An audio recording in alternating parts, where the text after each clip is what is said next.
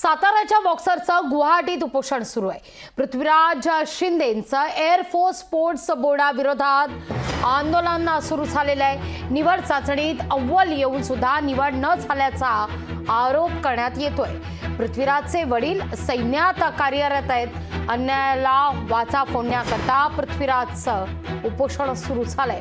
बॉक्सिंगमध्ये निवड समितीनं पक्षपातीपणा केल्याचा आरोप करण्यात येतोय। निवड चाचणीत अव्वल येऊन सुद्धा अंतिम यादीतून पृथ्वीराजला डावलण्यात आलं असा आरोप होतोय।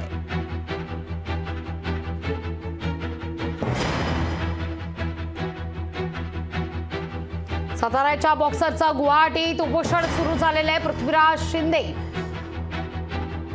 असं या बॉक्सरचं नाव आहे। एअरफोर्स स्पोर्ट्स बोर्डाविरोधात आंदोलन करण्यात येत आहे। निवड चाचणीत अव्वल येऊन सुद्धा निवड न झाल्याचा आरोप पृथ्वीराज शिंदे यांनी केलेला आहे। पृथ्वीराजचे वडील सैन्यात कार्यरत आहेत आणि अन्यायाला वाचा फोडण्याकरता पृथ्वीराजनं आता उपोषणाला सुरुवात केली आहे। बॉक्सिंगमध्ये निवड झाली, निवड समितीनं पक्षपातीपणा केला असा आरोप करण्यात येतोय। निवड चाचणीत अव्वल येऊन सुद्धा अंतिम यादीतून डावलण्यात आल्याचा आरोप पृथ्वीराज शिंदे यांना केलेला आहे। या सगळ्या प्रकरणी आता गुवाहाटीमध्ये उपोषणाला सुरुवात झाली।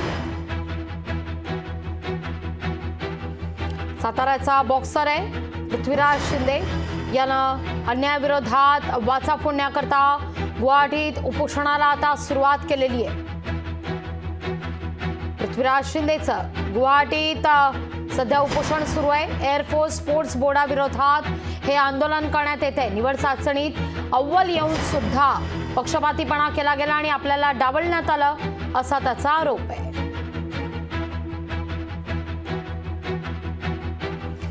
याविषयी बोलण्याकरता स्वतः बॉक्सर पृथ्वीराज शिंदे आपल्या सोबत जोडले गेलेले आहेत।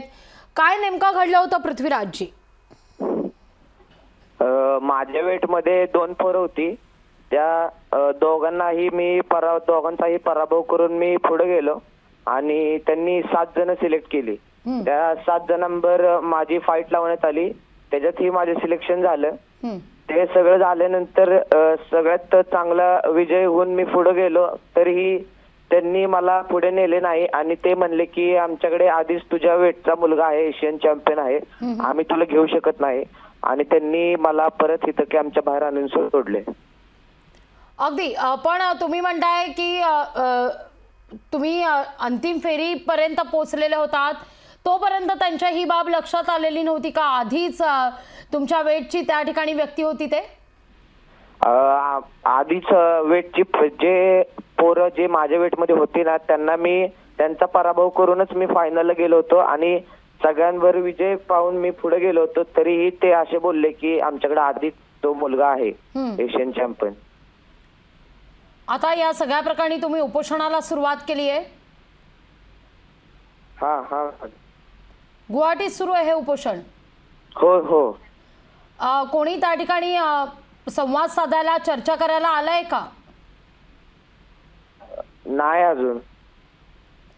आता पुढचं पाऊल नेमकं काय राहील तुमचं या सगळ्या संदर्भात? निवड चाचणीत अव्वल येऊन सुद्धा तुम्हाला डावललं गेलंय, पक्षपातीपणा केला जातोय असा थेट आरोप करताय तुम्ही।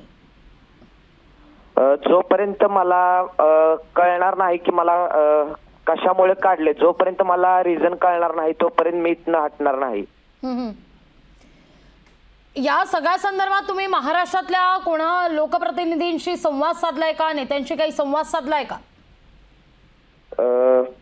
नाही अजून।